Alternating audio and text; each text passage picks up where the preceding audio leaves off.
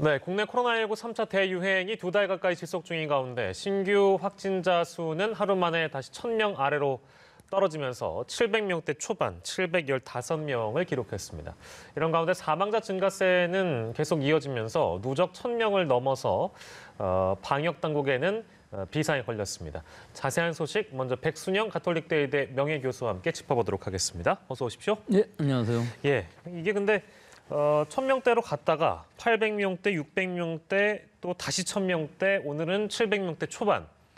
이게 등락을 거듭하는 모습이라서 이 반복하는 게 어떤 의미가 있다고 봐야 될까요? 이게 지금 최근의 유행의 특징이라고 볼 수가 있는데요. 일반적으로 저변에 깔려있는 지역사회에 있어서의 이제 일상적인 감염, 무증상 감염자에 의한 환자들이 일정 부분 있으면서 어느 날인가는 또 대규모 집단 발생이 일어날 경우 특히 뭐 동부구치소라든지 인천, 광주 요양병원 이런 데에서 집단 발생이 일어날 경우에는 주말이라 할지라도 양성률이 굉장히 높아지면서 1,000명 이상 늘어났다가 평일이라 할지라도 600~700명 선으로 떨어지는 이것이 반복되고 있는데 전체적인 추세로 보면은 약간 감소 추세로 가고는 있습니다만은 즉 감염 재생산 지수 한 사람이 몇 명을 감염시키냐는 것도 1 정도까지 떨어져 있기는 한데 이 지역 사회에 있어서의 이 감염이 아직도 무시하지 못할 만큼 숫자가 있는 것이 어제만 보더라도 일단 감염 임시 선별 진료소에서 진단받은 사람들이 32,516명인데 이 중에 113명이나 지금 나왔거든요. 이 상황은 15.8%를 차지하고 있습니다, 전체에. 그렇기 때문에 아직도 지역사회에 있어서의 무증상 감염의 이 확률은 떨어지고 있지 않다 하는 것을 알 수가 있기 때문에 이 부분이 전체적으로 떨어져야만 전체적으로 안정적으로 떨어질 텐데 아마 이번 겨울이 지나가면서 이것이 떨어지기는 상당히 어렵지 않나 그렇게 보입니다. 그럼 지금 현 시점에서 판단하기로는 이제 방역 당국에서는 뭐 이제 이런 표현도 나왔습니다. 뭐 정점을 지났다 내지는 정책이다 이제 이런 표현 나왔잖아요.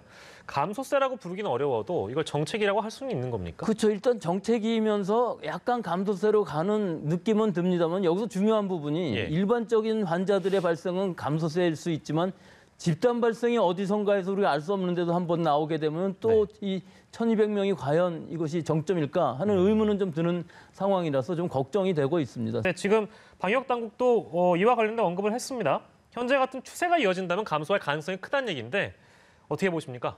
지금 이제 방역당국에서 말씀하신 것처럼 이 돌발적인 집단 발생이 대규모로 일어나게 되면은 이게 정점이 또 올라갈 수도 있다 하는 얘기가 될 수 있는 것이고 결국은 지금 상황에서 제일 걱정되는 것은 지금 이 통제 우리 모든 국민들이 잘 지키고 있으면서 이 정도인데 17일 정도 이번 달 그러니까 17일까지가 2.5단계, 비수도권 2단계, 5인 이상 모임 금지 이거를 또 변화시켜야 될 상황이 되는 것이거든요.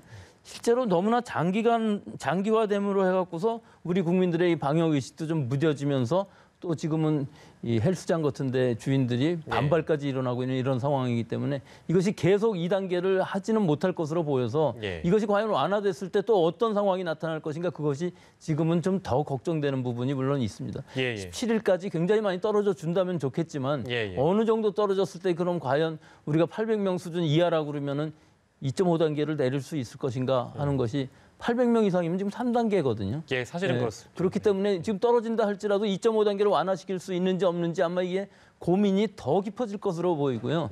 지금 이 정도 통제하고 1 이하로 되는 데도 결국은 600~700명을 못 벗어나고 있다는 것은 또 집단 발생이 일어나면은 당장 700~800명에서 1,000명대로 올라가기 때문에 이런 부분이 더 걱정되는 시점일 수도 있습니다. 단계 조정은 그러니까 그때 상황을 또 봐야 되겠네요, 교수님. 그렇다면. 그렇죠. 그때 상황을 보는데 지금의 상황을 보면은 800명이라는 수준 밑으로 내려왔을 때 2.5단계인 것인데 그것이 과연 완화가 가능한 것이냐 아니면은 완화를 하지 않고 계속 갔을 때 우리 국민들의 이 방역에 대한 이 피로감 또 이 수용성 이런 것들이 과연 어떻게 될 것인지 좀 그런 부분이 오히려 더 많이 걱정이 되는 시점이긴 하네요. 근데 섣불리 이것을 만약에 단계 조정을 낮춘다거나 물론 이제 연장하느냐 혹은 상향하느냐 뭐 하향하느냐 이것은 뭐 방역 당국의 판단입니다만 2월에는 또 이제 설이 앞두고 있기 때문에 1월 17일 그 즈음에 만약에 이 단계 조정 자체를 선택을 잘못한다면 그대로 또 이 어떤 정보의 오판이 될 수도 있는 거 아니겠어요? 그래서 그 단계 하향은 아마 못할 것으로 보이고요. 예, 이 예. 단계에서 뭔가를 좀 적극적으로 완화시켜주는 부분들, 즉 방역에 문제가 없다면은 가능한 한 일상생활은 좀 불편하지 않게끔 하는 방식들. 예. 일단은 5인 이상 모임 금지라는 것이 굉장히 어려운 거거든요. 네네네. 그러니까 이 부분들이 좀 완화가 되는 상황 정도가 되지 않을까 뭐 그렇게 예상은 해봅니다. 예, 알겠습니다. 자, 지금 방역 대응의 주요 변수로 이제 꼽은 게 세 가지입니다. 3대 변수, 숨은 감염, 집단 발병, 변이 바이러스. 뭐 다 중요합니다. 근데 이걸 이제 어쨌든 이 세 가지를 다 관리를 하려면 어떤 데 좀 주안점을 둬야 된다고 생각하십니까? 일단 이 부분은 뭐 다 알려진 일이고요. 우리 네. 지역사회에서 숨어 있는 무증상 감염, 또 갑자기 돌발적으로 나타나는 집단 감염, 또 언제 들어올지 모르는 변이, 예. 이것이 제일 중요하죠. 하지만 여기서 한 가지 좀 간과해서는 안 될 것이 예. 우리가 지금 피해가 너무 크다는 것이죠. 지금 어저께도 이 사망한 분이 26명에 위중증이 35명이 증가를 했거든요. 예, 예. 이것이 당분간은 지속될 것이기 때문에 이 피해를 어떻게 하면 더 줄일 수 있느냐 하는 예. 것이 중요한 부분이고요. 예. 또 이 방역이라는 것이 너무 지금 강화된 것이 오래 가다 보니까 이 국민들의 수용성의 문제를 어떻게 더 완화시킬 수 있느냐 하는 것이 지금으로서는 환자 수 감소보다도 더 중요한 부분일 수가 있을 것 같습니다. 예. 이런 지적도 전문가가 하고는 있습니다. 그러니까 임시선별검사소에 몰려 있는 인력들을, 그러니까 제일 중요한 건 이제 돌아가시지 않게끔 하는 것이 가장 중요하니까, 물론 확진자 수를 관리하는 것도 중요합니다만 사망자가 늘어나는 것은 굉장히 중대한 문제이기 때문에 지금 이 집단 발병하고 있는 여러 이 장소에 인력을 좀 더 많이 투입하기 위해서 임시선별검사소에 있는 인력을 좀 더 빼서 그쪽으로 배치하는 것이 어떻겠는가라는 지적도 있던데 그 부분은 어떻게 생각하세요? 근데 지금 이 임시 선별 진료소에서 나오는 환자 수를 보면은 이 환자 수를 선제적으로 잡음으로 해서 지역사회 N차 감염을 막아주는 효과가 분명히 있는 것이거든요. 예, 예. 그래서 지금은 당분간은 우리 신규 확진자 수가 좀 떨어질 때까지는 이 임시 선별 검사소는 계속 유지하는 것이 좋아 보이는 것이 예. 이 N차 감염이라는 것은 전체적으로 환자 수를 폭발적으로 늘릴 수가 있기 때문에 또 예. 이것을 제압하기도 쉽지가 않습니다. 이미 만연이 돼 있는 상황이 되어서 지금 환자가 많이 나오는 것이고 이것을 통제하는데 상당히 많은 시간이 걸리고 있거든요. 네네. 그래서 사실은 이 위중증 환자 사망자인 경우에 있어서는 사실은 큰 종합병원들에 있어서 전문의들이 해야 될 부분들이 분명히 있고 예. 좀 더 선제적으로 찾아내서 지금 병상이 어느 정도 확보가 되어 있기 때문에 조기 진단하고 조기 치료하는 것이 굉장히 중요한 부분이 되어서 예. 일단 이 두 가지는 별개로 하는 것이 좋을 것으로 보입니다. 어떤 것을 우선순위에 놓느냐의 문제가 아니라 다 중요하다는 말씀이세요? 그렇습니다. 예, 알겠습니다. 제가 이제 드린 질문의 취지는 아무래도 가장 우선순위로 두는 것이 사망자를 줄이는 것이라면 이제 그런 방책도 생각하는 것이 좋다라는 어떤 전문가의 지적이 있었기 때문에 그 내용을 여쭤본 것이고요. 저희 말씀 나누는 도중에 최영일 평론가 오셨습니다. 네, 안녕하세요. 어서 오십시오. 저희 지금 코로나19 상황 짚고 있는데요. 네. 지금 집단 감염이 발생한 요양병원이나 동부구치소 상황을 함께 짚어보려고 합니다. 이 법무부에서 구치소 상황은 각별히 신경을 쓰고 있습니다만 지금 전수 검사를 토대로 보면 계속해서 늘어나고 있거든요. 네, 맞습니다. 이러다 보면 이게 다시 또 한 번 전수 검사를 하게 되면 확진자 또 늘어날 것이고요. 그렇죠. 지금까지의 어떤 대책만으로 충분한 것이라는 지적이 연일 이어지고 있습니다. 어떻게 좀 보시는지요? 이미 비판을 피하기는 어려워졌죠. 여기에 대해서는 지금 법무부 장관도 현장 방문하고 사과하고 또 이제 국무총리도 현장 방문하고 사과하고 한 일이 벌어졌는데 지금 6차 전수검사도 적지 않게 나올 것으로 예견이 되고 네네. 지금 현재 보시면 지금 2,400여 명 당시 지난 18일 기준입니다. 지난달 작년 연말 18일 기준으로 2,400여 명이 재소하고 있는 상황에서 3분의 1을 넘겼다가 지난 5차 전수검사까지 했을 때 1,000명을 넘기면서 예. 43%가 확진된 상황이에요. 그럼 이제 또 계속 나오고 있다면 여기서 6차 검사에서는 좀 잦아들지 않을까 했는데 지금 세 자리냐 두 자리냐 이제 문제는 있습니다만 한 50% 육박하는 상황이죠. 예. 그럼 여기서 이제 우리가 확인된 게 뭐냐면 지난해 연초부터 적어도 신천지 대구교회 발로 시작된 확산 일색이 이제 이어진 상황에서 이 집단 시설이 계속 문제가 됐었잖아요. 그때 등장했던 게 코호트 격리예요. 예. 기억해 보시면은 신천지 교인들 젊은 분들이 다수가 모여서 집단 거주하고 있는 아파트를 이제 필두로 코호트 격리 얘기를 많이 들어왔는데 동일 집단의 격리라고 하는 게 큰 의미가 없어졌다. 왜냐하면은 그 내부에서 정밀하게 확진자와 비확진자를 명확하게 분류하고 그들을 격리시켜서 제일 확실하게는 비확진자든 확진자든 한 그룹을 전원시켜야 되거든요. 근데 문제는 요양병원, 요양시설에서 깜짝 놀랄 일들은 확진자들이 섞인 병실에서 비확진자가 생활하고 있고 지금 이 동부구치소도 마찬가지입니다. 네네네. 재소자들의 뭐 연이은 증언에 따르면 그 확진자가 있는데 같은 방에 지금 우리를 며칠씩 생활하게 했다. 그러면은 감염이 안 되는 게 이상한 상황이죠. 그래서 코호트 격리가 그동안은 외부와 내부를 차단하는 하나의 봉쇄벽으로는 작용을 했었지만 이 지금 현재 벌어지고 있는 특히 수도권 밀집 지역에서의 다발적인 집단 감염에서는 내부에서의 정밀한 분리, 격리가 더 중요한데 이런 부분들이 이제 문제가 있는 것이고요. 지금 매뉴얼은 계속 강화되고 있습니다. 그리고 이 지금 동부구치소 같은 경우는 전체를 생활치료센터로 지정을 하고 이 비확진자들은 다 이제 외부로 내보내는 방안으로 이제 전개가 이루어지고 있고 지금에 와서야 현장 대응팀이 들어갔어요. 그러니까 중앙과 지자체 혹은 교정시설처럼 특수한 경우의 시설들, 군도 있죠. 이런 경우들은 다 자체적으로 방역을 하면서 조금 일원화, 컨트롤 타워의 관리가 어렵지 않았는가 하는 문제고요. 아까 이제 백 교수님하고 그 얘기를 나누고 계셨는데 집단 감염도 문제고 숨은 감염도 문제고 어느 쪽을 선제적으로 막을 것이냐가 위중증 환자도 마찬가지고 이게 지금은 다 연결돼 있는 상황이 돼서 밑도를 빼서 윗도를 막을 수가 없는 상황입니다. 다 유지해야 되거든요. 임시선별진료소도 저는 주말에 1시까지밖에 안 하는 데가 있어요. 근데 토요일 오후에 많이 검사 받으러 가요. 그래서 5시까지 하는 데를 찾아서 다른 구로 옮겨 다니게 되거든요. 오히려 이 휴일에 더 많은 분들이 검사를 받을 확률이 크기 때문에 토요일과 일요일에 오히려 검사 시간을 늘려줘야 된다.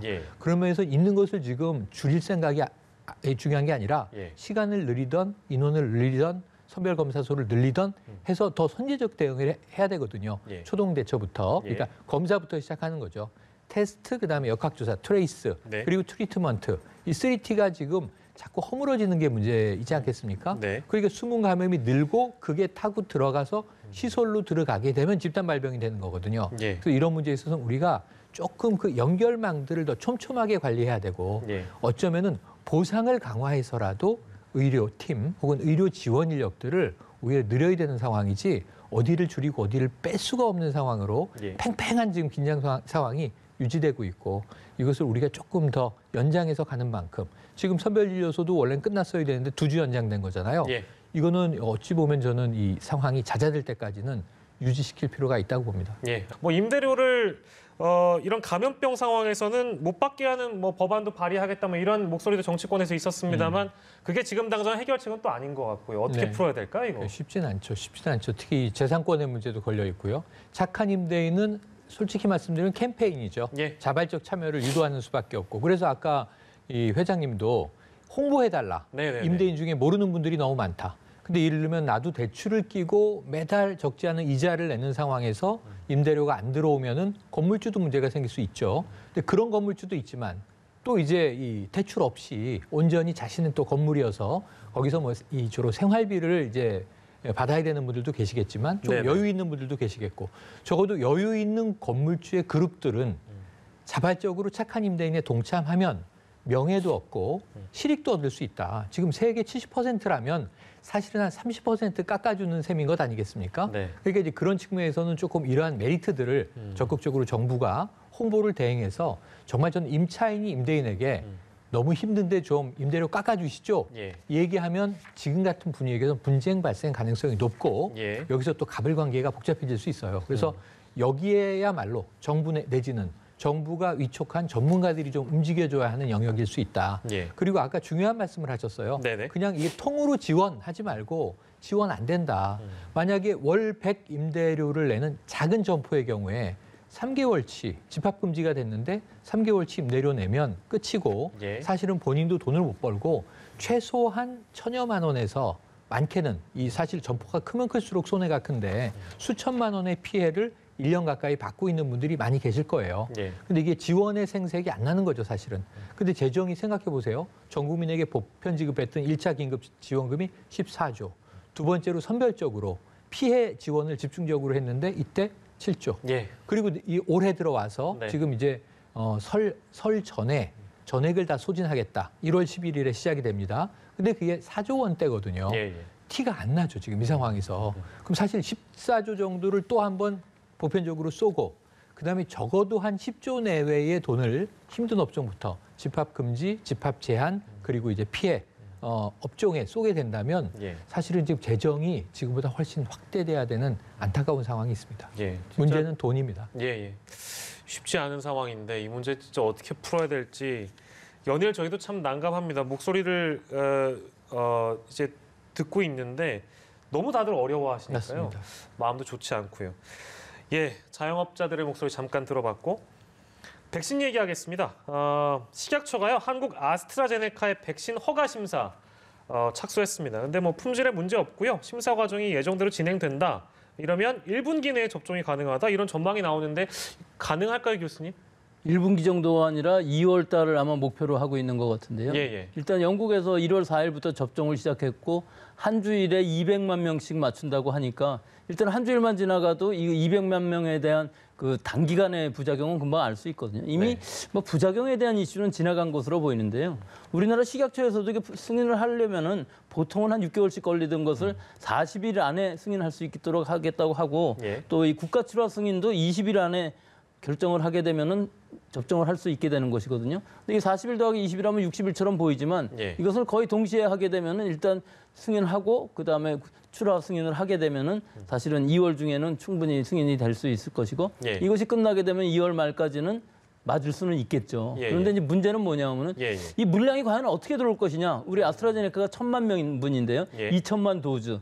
분명히 2천만 도즈가 한꺼번에 들어오지는 않을 것 같고 나눠서 들어올 때 그 현재 확보된 모든 물량을 한 번에 다 맞출 것이냐, 들어오는 것을 예상해서 아니면 확보된 만큼 반만 맞출 것이냐 하는 것이 이 접종 전략에 이제 문제가 있을 수가 있고요. 500처럼 그렇죠. 1,000만 명 들어왔을 때 이 중에 500만 도주만 먼저 맞춰야 나머지 이제 3주 지나서 맞출 수 있는데 이것이 이제 이렇게 할 것이냐 하는 것이 문제고요. 근데 두 번째로는 그 다음에 들어오는 것이 이제 얀센일 것인데 얀센은 아직은 승인을 못 받은 상황이거든요. 그러니까 우리나라의 승인 절차라든지 또 들어오는 물량 같은 것들이 600만 명분이고 1회 접종이기 때문에 여기는 큰 문제가 없어요. 그다음에 모더나가 5월 달에 들어온다 하면은 이것도 또 2천만 명분인데 물량 수급이 굉장히 어려운 상황이거든요. 그리고 2회 접종을 해야 돼요. 그렇기 때문에 그 2회 접종을 하는 것을 어떤 시간을 맞춰서 할 것이냐 하는 것도 지금 이 접종 계획이 굉장히 복잡한 것이 그 이후에 여기까지 다 합치면 이제 3,600만 명 정도 마치기 때문에 어느 정도 이제 면역은 우리 국민의 집단 면역까지는 아니더라도 여러 가지 뭐 중환자라든지 사망은 굉장히 많이 떨어뜨릴 수가 있기 때문에 코로나19로부터의 공포로부터는 많이 벗어날 수는 있겠지만 집단 면역을 하기 위해서는 파이자 백신도 또 들어와야 되는데 이게 또 더 복잡한 상황일 수가 있죠. 마이너스 70도씨에서 보관을 해야 되고 유통 과정 중에서도 2도씨에서 8도씨라면 5일밖에 못 견디기 때문에 결국은 5명분을 한꺼번에 또 나눠서 맞춰야 되거든요. 그래서 미국에서도 접종하는데 굉장히 더디게 가는 이유들이 이런 여러 가지 상황들이 다 합쳐지게 되면은 너무나 복잡한 상황이 되어버렸습니다.